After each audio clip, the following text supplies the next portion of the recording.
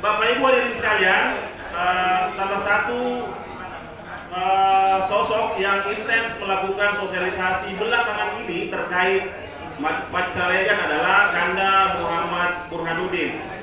Saya browsing, sudah banyak informasi, sudah banyak kegiatannya, dan ada dua yang saya bisa garis bawahi. Pertama, bahwa beliau sudah punya komunitas, tidak ada hubungannya dengan politik, sudah sering berbagi berkah hari Jumat, kemudian juga mulai intens mengkonsolidasi tim suksesnya.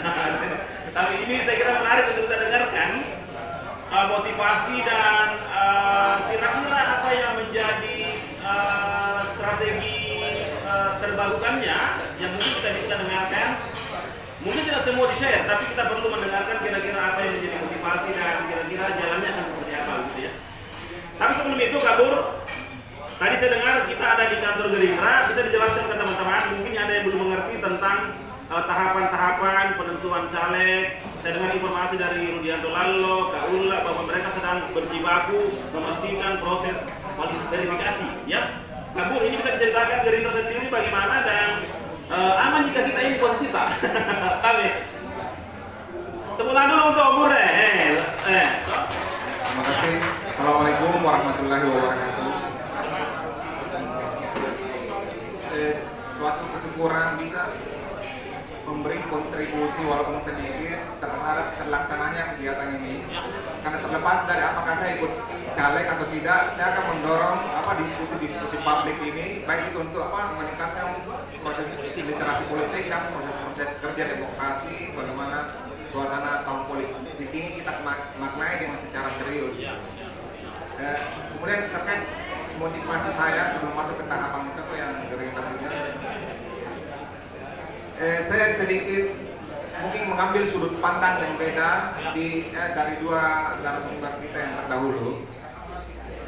Pertama, bahwa saya motivasi itu caleg ini pertama bagaimana memberi pembelajaran politik kepada warga, kepada masyarakat. Itu yang pertama.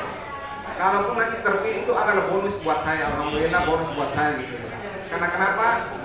Mungkin saya konseng juga S2 saya itu kan terkait masalah partai politik. Kemudian disertasi saya juga bagaimana reformulasi partai politik di Indonesia. Karena apa? Saking banyaknya multi partainya kita yang ekstrim itu, akhirnya kondisinya kita secara teknis juga banyak kecobaan di tataran teknis gitu. Jadi saya kira bagaimana pertama itu peran parpol itu sendiri, bagaimana rekrutmen parpol terhadap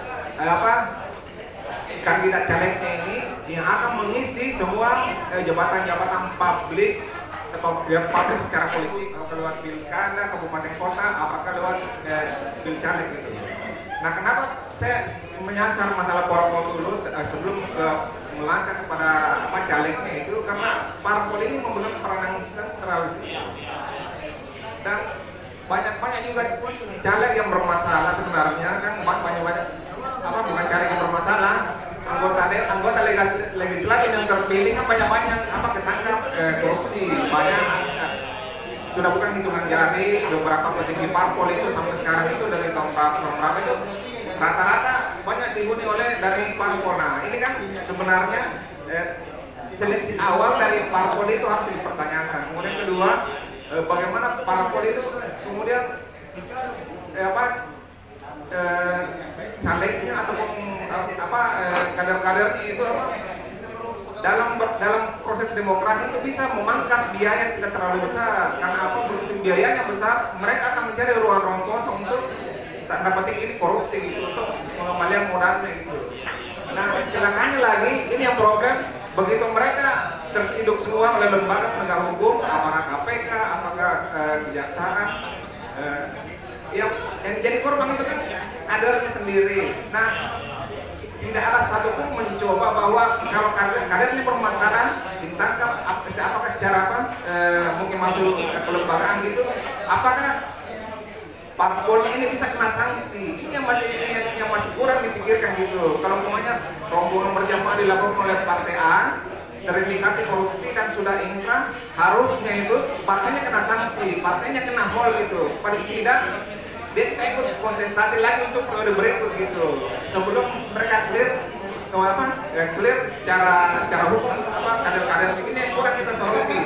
Dan yang kedua juga saya mencoba melihat dari sudut pandang yang beda bahwa keperluan caleg itu memang memerlukan kos politik. Saya tidak pernah mengatakan bahwa harus ada acara ngapajar atau segala macam, tapi itu adalah kos politik yang secara konkret harus ada gitu. Nah, tahapan seorang caleg kan biasanya bagaimana dia dikenal itu kan tahap popularitas, kemudian bagaimana itu dikenal di tahapan akseptabilitas, kemudian bagaimana caleg itu dipilih, itu ada tahapan-tahapan yang memerlukan kos-kos di setiap fasenya gitu. Nah, itu yang perlu dimaknai. Cuma kita ini peserta, apakah teman-teman yang sudah duduk berkecimpung di parlemen sekarang ataupun yang baru mau duduk, paling tidak itu nama itu diperbaiki dulu. Jadi jangan yang pertama itu adalah kemampuan finansial dulu, walaupun itu menentukan sekali kan, tapi jangan dulu itu artinya. Tapi yang paling pokok itu niatnya kita, niatnya kita ini untuk memperbaiki kondisi kita, apa yang masih kurang, apa yang masih salah, kita benarkan, kita tertibkan gitu. Karena kalau kita berangkat dari hal-hal yang salah, kemudian menjustifikasi hal-hal yang salah, itu tidak akan pernah berhenti gitu. Ini problemnya. Setiap musim pesta demokrasi itu akan berulang, mempraktekkan cara-cara kita tahu sendiri ini salah, tapi tetap dipraktekkan. Walaupun itu caleg pendatang baru yang sudah duduk, kemudian para pelaksana itu masalah secara finansial ya. Kemudian yang kedua kapasitas pribadi seperti keilmuannya itu, apakah dia mampu mereka duduk di lembaga-lembaga legislatif ini di semua tingkatan, di setiap tingkatan, paling tidak semacam profesional hukum lah atau apa yang memang betul-betul dibutuhkan di parlemen itu yang harus mengukur diri bahwa bidang saya dibutuhkan. Kalau kemampuan finansial cukup, tapi dia tidak kapasitas untuk proses demokrasi di legislatif, ya justru itu harus tahu diri bahwa bukan tempat saya di sini, bukan tempat saya gitu. Jadi kemampuan finansial, kemampuan pribadi, kemudian kemampuan komunikasi politik itu yang paling penting. Karena apa? Komunikasi politik itu harus dibangun begitu kita terpilih, di samping mengetahui fungsi legislasi, fungsi parlemen termasuk legislasi, kemudian budgeting dan pengawasan semua. Ada yang namanya semacam lobby antar partai biasa. Itu yang perlu, harus ada kemampuan yang dimiliki oleh caleg itu sendiri gitu. Kemudian bagaimana mengawal aspirasi atau kasus-kasus yang secara konkret terjadi di masyarakat. Jangan begitu terpilih tiba-tiba diam senyap gitu. Nanti datang lagi pada saat mau pesta. Bukan, ini saya bilang begini karena apa? Saya ini orang di luar parlemen, tapi cara-cara parlemen itu saya dilaksanakan. Waktu kasus Senturi yang diheboh dulu, kita adalah saya termasuk salah satu yang diterima pansus Senturi di kesempatan pertama gitu. Itu kita ini kan bahwa ada hal-hal yang sebenarnya walaupun kita bukan di dalam sistem, kita di luar, tapi kita masih bisa berkontribusi mendorong untuk perubahan di Indonesia gitu. Ada banyak hal lah, termasuk pertentangan KPK Polri itu Cicak Buaya, saya juga ada di dalamnya.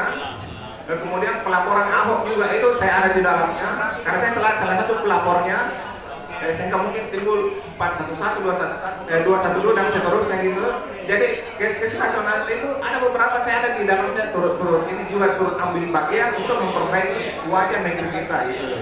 Jadi itu mungkin beberapa catatan dari saya bahwa di samping kemampuan finansial, kemampuan pribadi juga, kapasitas pribadi secara ilmuwan juga kemampuan komunikasi politiknya gitu. Itu yang paling tidak 3 hal yang harus dicermati oleh para caleg. Kemudian sekarang kan lagi tahapan pendaftaran semua. Gerindra ini lagi bersiap-siap untuk merapikan semua. Kemudian tanggal 15 dia mendaftar secara resmi gitu. Jadi masih ditunggu teman-teman yang belum tahu berkasnya, ya termasuk kayak tadi pengalaman baik apa segala macam, keterangan dari pengadilan, keterangan sehat dan sebagainya. Itu yang menghantar buat saya di diskusi hari ini. Terima kasih. Assalamualaikum warahmatullahi wabarakatuh. Ya, Bapak Ibu hadirin sekalian, saya kira menarik ya apa yang sudah disampaikan tadi. Saya beberapa poin sudah istilahnya itu sudah digaris terbalik, dan saya kira Kakak Fadriati, kemudian Kak Anwar dan Kak Bur sudah tangkap juga. Tadi kalau yang saya ingat bagaimana misalnya Kak Marwan bicara tentang konsistensi kita bicara kebenaran begitu yang tidak berubah ketika kita sudah duduk begitu. Dan ini kan biasanya juga meragukan kalau tiba-tiba intelek kelihatan tapi ketika sudah praktiknya malah menjadi kelihatan membleng gitu. Itu saya kira poin tadi yang disampaikan ke Marwan. Lalu Om Aziz mengenai peran para oligark yang memang sudah menjadi bagian integral dalam hal mendorong calon atau memperjuangkan calonnya, dan itu bermodal besar. Ya, saya kira ini juga perlu menjadi atensi bersama. Ya, kembali ke kita, apa kira-kira yang menjadi jaminan tak Pak kalau nanti pilih akan Iya. Sebenarnya begini apa? Ini kondisi untuk memperbaiki negeri ini adalah pekerjaan rumah buat kita semua gitu. Bukan hanya teman-teman yang ikut caleg, tapi warga juga, termasuk tadi Kanda Marwan juga itu bagian untuk memperbaiki negeri ini. Jadi pertanyaannya sangat bagus sekali gitu. Jadi saya kira kita tahu trik-trik itu kita udah bukan rahasia lagi. Karena saya juga lawyer, tahu bagaimana apa di mana-mana, apa bukan sekedar apa sekitar pilkada, di peristiwa-peristiwa lain juga secara hukum itu saya tahu gimana trik-trik mereka gitu apa. Jadi memang banyak hal yang kita mau perbaiki di negeri ini gitu, banyak hal gitu, yang pekerjaan rumah gitu.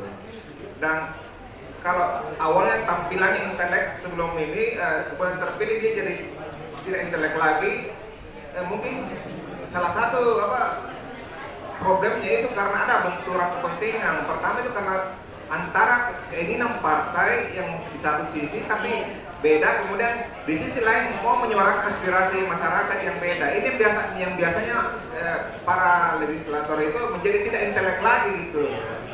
Karena apa? Karena dominasi partai bukan di semua tingkatan, kabupaten, kota, provinsi, apalagi kalau DPR RI yang sumbernya, problemnya, rusaknya bangsa kita ini kan di sana gitu. Apa? Ada di sana gitu.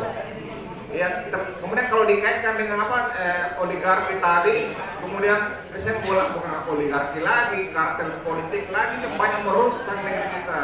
Itu yang problem gitu. Dan memang kajian hukum saya bersama teman-teman juga di Jakarta biasa kita diskusi lintas profesi. Memang oligarki itu memang tidak di belakang layar lagi, tapi dia mempertontonkan diri jadi pelaku, jadi aktor, sudah masuk gitu. Oligarki ini kita dalam tanda petik bukan hanya orang asing dari luar, tapi oligarki dalam arti ini bisa dikategorikan pemilik modal walaupun pribumi itu yang mengendalikan apa sumber-sumber partai itu juga berbahaya.